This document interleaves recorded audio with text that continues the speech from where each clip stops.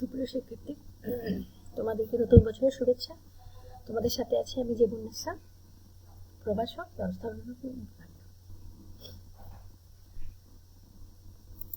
2021 সালে এটাই আমাদের প্রথম ক্লাস। আজকে আমি আলোচনা করব তৃতীয় অধ্যায়ে বিশ্বসংগ্রহ ব্যবস্থাপনা, তৃতীয় অধ্যায় পরিকল্পনা প্রণয়ন এবং সিদ্ধান্ত গ্রহণ নিয়ে।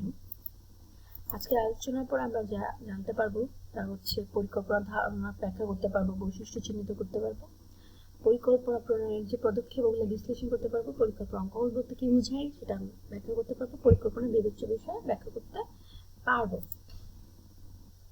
পরিকল্পনা পরিকল্পনা কি? পরিকল্পনাটা হচ্ছে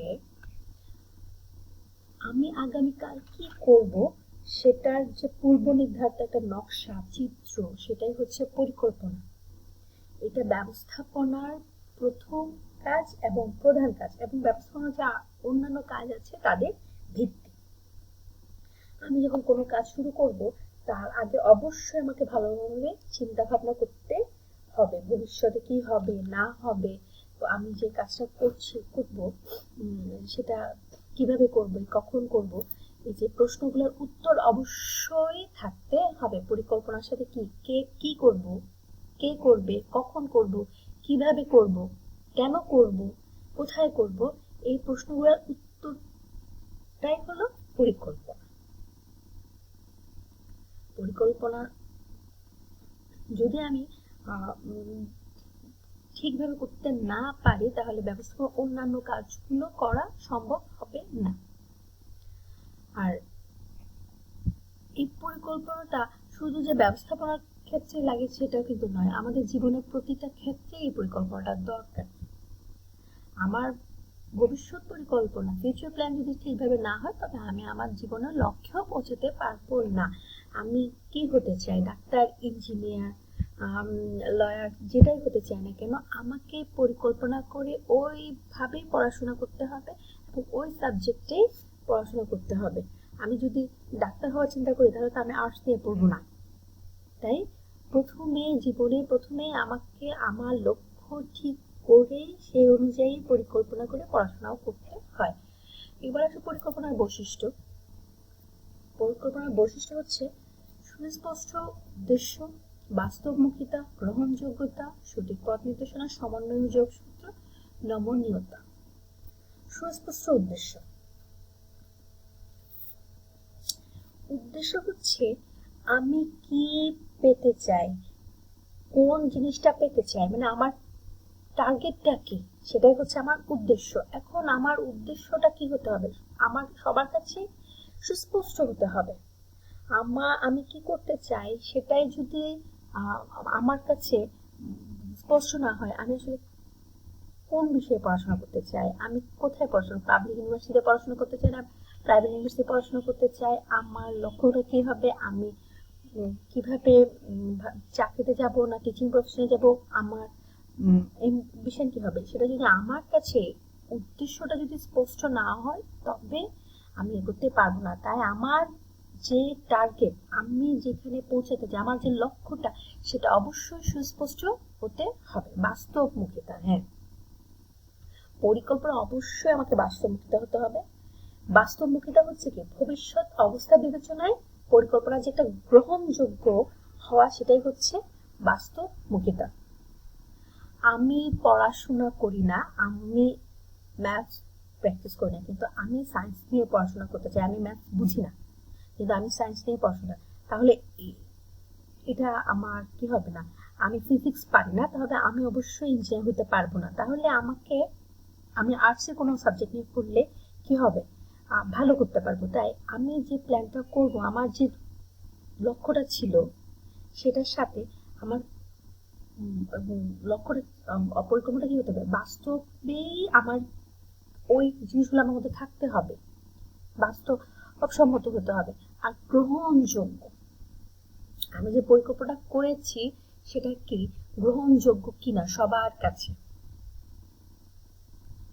আমি ধরো গায়ে হলুদের প্রতিষ্ঠানের উৎপাদন ঠিক করেছি, এই উৎপাদন যখন আমি বাড়িয়েছি, বাড়াবার চিন্তা করছি 10% বা বাড়ানোর চিন্তা করছি, বা 5% বাড়ানোর চিন্তা করছি, সে অনুযায়ী আমার ম্যান পাওয়ার আছে কিনা, আমার ম্যাটেরিয়াল আছে কিনা, আমার ক্যাপিটাল আছে কিনা, সেটা থাকতে হবে। এবং এই এই জিনিসগুলো নিয়ে সবাই যে আমার প্রতিষ্ঠানে যে সবাই জড়িত থাকবে, সবার কাছে আমি যে পরিকল্পনা করেছি সেটা গ্রহণযোগ্য কিনা। ধরো আমাদের ক্লাস ছুটি, আমরা কি 3টা পর্যন্ত ক্লাস করব কিনা, সব টিচার করবে কিনা, সবার কাছে এই পরিকল্পনাটা গ্রহণযোগ্য কিনা। যে আমি পরিকল্পনা গ্রহণ করলে হতে হবে না, সেটা সবার কাছে কি হতে হবে, গ্রহণযোগ্য হতে হবে। তারপর সঠিক পথ নির্দেশনা,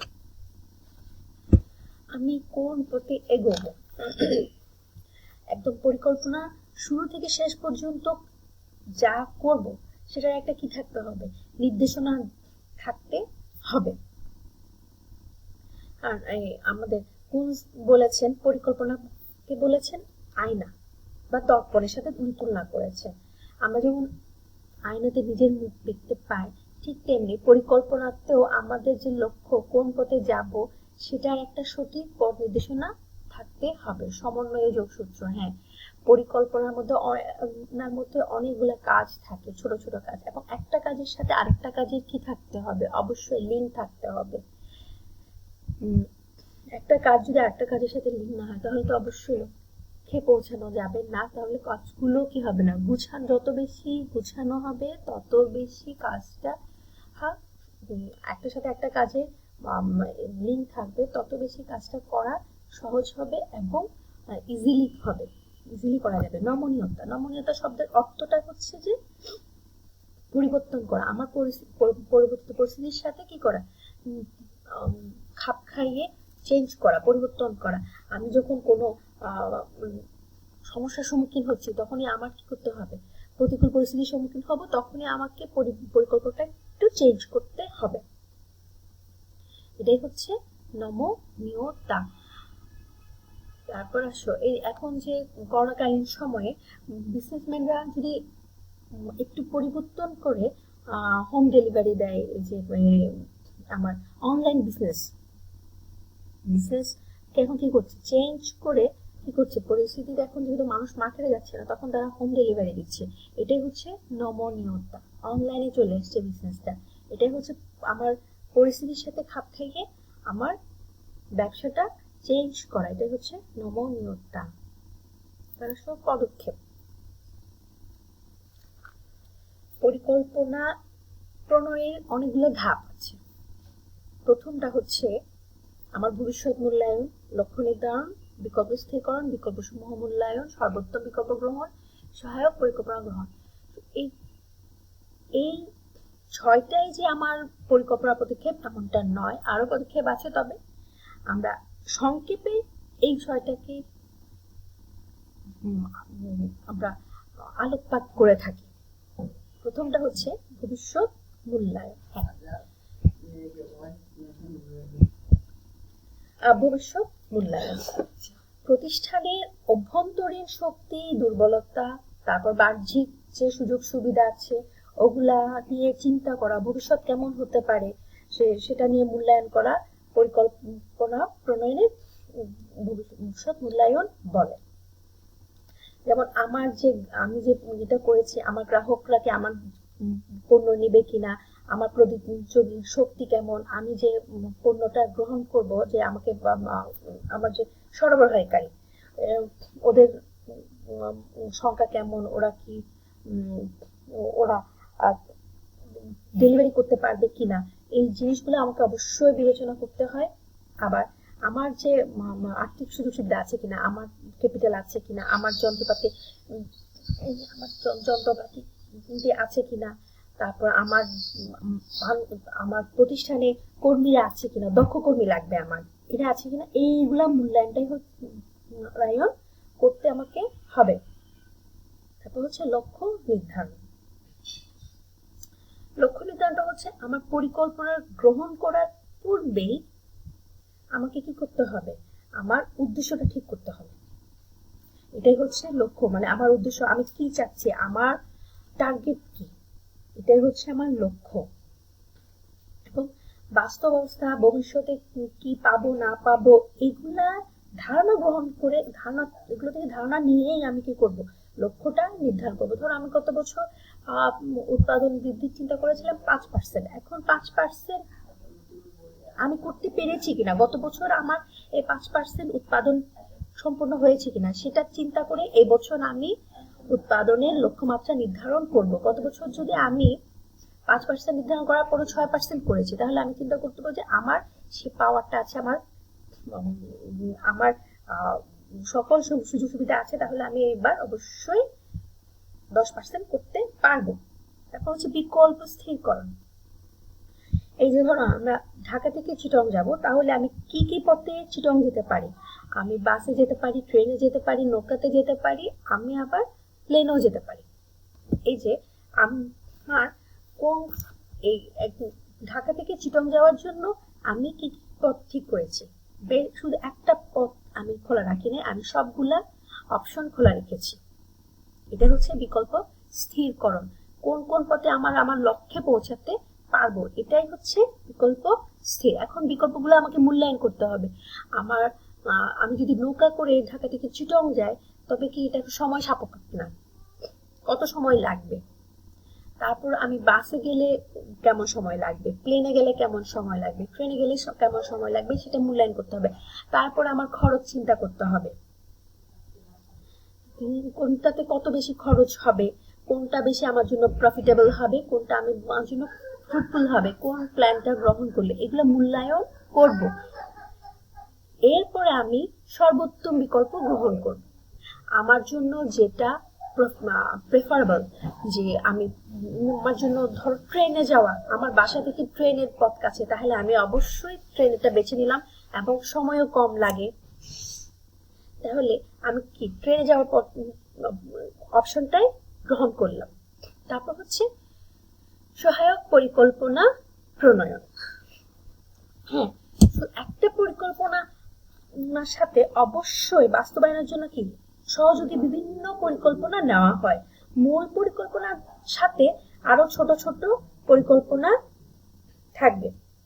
যেমন ধরো একটা বিমান ক্রয়ের পরিকল্পনা নিচ্ছে, একটা বিমান কোম্পানি বিমান ক্রয়ের পরিকল্পনা নিচ্ছে। এই পরিকল্পনা যখন তাই নিয়েছে, তাহলে বিমান চালাতে কি লাগবে? আমার বিমানবালা ক্রু লাগবে। তারপর তাদের কি করতে হবে? ক্রু নিলাম, তাদেরকে আমাকে কি করতে হবে? প্রশিক্ষিত করতে হবে। তারপর আমার যন্ত্রপাতি মেইনটেনেন্সের জন্য ইঞ্জিনিয়ার লাগবে, রক্ষণাবেক্ষণের জন্য লাগবে। তাহলে আমার একটা প্লেন কেনার যে সিদ্ধান্তটা আমি নিয়েছি, পরিকল্পনা আমি করেছি, এটার সাথে আরো এই পরিকল্পনাটাকে আমাকে বাস্তবায়ন করার জন্য যে আরো বিষয়গুলো আছে, ক্রু সংগ্রহ করা, আমার যন্ত্রপাতি ক্রয় করা এবং ওগুলা মেনটেন করার জন্য মানুষ রাখা, এগুলো ছোট ছোট পরিকল্পনাগুলো, সহায়ক পরিকল্পনা আমাকে প্রণয়ন করতে হবে। এবার আসো পরিকল্পনার অঙ্গন। পরিকল্পনার অঙ্গন হচ্ছে যে অবস্থার মধ্য দিয়ে একটা পরিকল্পনা বাস্তবায়িত হয়, সেটাই হচ্ছে আমার পরিকল্পনার অঙ্গন। বাড়ি যেমন একটা উঠান থাকে, এই উঠানের ভিতর দিয়ে মানুষ চলাফেরা করে, সেই আঙ্গিনাকে ব্যবহার করে, ঠিক তেমনি ধরো যে অবস্থার মধ্য দিয়ে একটা পরিকল্পনা বাস্তবায়িত হয়, বা বাস্তবায়ন সংশ্লিষ্ট লোকজন যে অবস্থার মধ্য দিয়ে পরিকল্পনাটা বাস্তবায়ন করে, মানে যে অবস্থাটার মধ্য দিয়ে পরিকল্পনাটা বাস্তবায়িত হবে, সেটাই হচ্ছে পরিকল্পনার অঙ্গন। আচ্ছা, ধরো আমরা পিকনিকে যাওয়ার চিন্তা করছি। এই যে পিকনিকে যাওয়ার চিন্তা করছি, আমরা কোন পথে যাব, ওই পথে কোনো প্রতিরোধ থাকবে কিনা, ওই পথটা মসৃণ হবে কিনা, ওই পথটা ভাঙা কিনা, ওই পথে যাওয়ার সময় কোনো বাধা পড়বো কিনা, যানবাহন পেতে সমস্যা হবে কিনা। তারপরে ধরো আমরা যে দিনটা ঠিক করেছি, ওই দিনে কি ওয়েদার কেমন থাকবে। তারপরে ধরো এখন শীতকাল, এখন কি শৈত্যপ্রবাহ হবে কিনা ওই সময়, কারণ এগুলো তো আগে থেকে নিউজে আসে যে শৈত্যপ্রবাহ হবে কিনা। তাহলে আমাকে অবশ্যই যে জিনিসগুলো ঠিক করব, পরিকল্পনাটা বা বনভোজনে যাওয়ার